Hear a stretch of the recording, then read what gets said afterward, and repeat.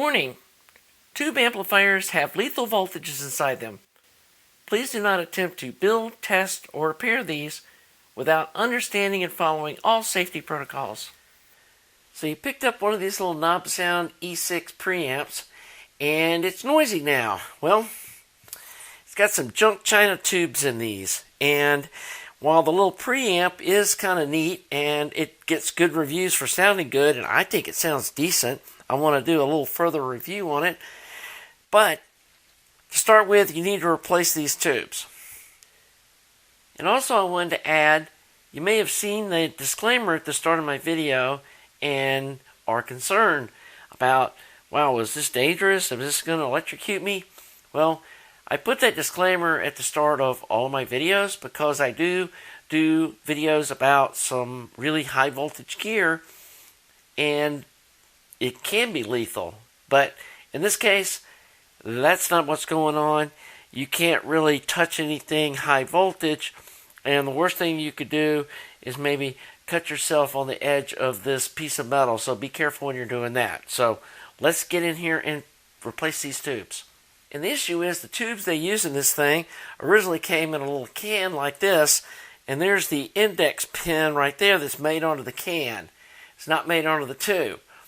And we've got to cut this thing open, get the tube out, and not lose the indexing of it. And even if you do, I'll show you how to figure out which way to index it into the amp. So first we're going to pull these out. And if you look at the original tubes, they have a little black marks on two of the pins, and they go in the direction of where this key is. Okay? And if this opening in the top was big enough, you could just plug these in. But we can't because this hole's not big enough. And I think most people want to see the tubes. So the Russian tube we want is one of these guys. And if you search a 2J27L, you'll see these pop up. And you want to get the Soviet ones, don't get the China ones. And they come in a little package like this. And that's what they look like. So we got to get the tube out of the inside of this little metal can. So first you want to do is unscrew the little knob that's on the top of it, and then get some flush cutting nippers is what I used, and you just work around the outside of this like a can opener. Once you get it started, it goes pretty easy. And you just go around it just like this.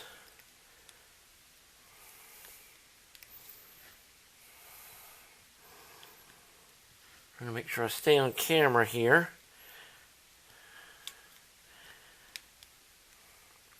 And just be gentle, don't get in a big hurry. This aluminum's super thin. But you need flush cutting one of these so that you can kind of get under this lip. And if you do it in the direction that I'm doing it, you won't ruin your nippers either. If you start twisting them, you'll bend these blades up and ruin your nippers, so don't do that. Unless you just got some junky ones you don't care about. And I go ahead and just go all the way around until the end comes off, like that. And that comes out, and there's some little paper spacers in there. So before you dump the tube out, you want to note where the indexing pin is. And then come up here, and there's a little mark here on the metal can too. And then just come on here and make a mark on the top of the tube that lines up with that index mark. Just like that. Now you can dump the tube out. And you know that the indexing thing is right there. And I just go ahead and put a mark between those two pins so I know where it goes in the amp. Now I'm going to show you something else. Let's say the tube fell out of the thing before you could mark it, or you otherwise have a tube that's not marked and you don't know what to do. All is not lost. There's 2 pins that are heaters, and they're the only ones that are actually going to show on an ohm meter. So set it to ohms.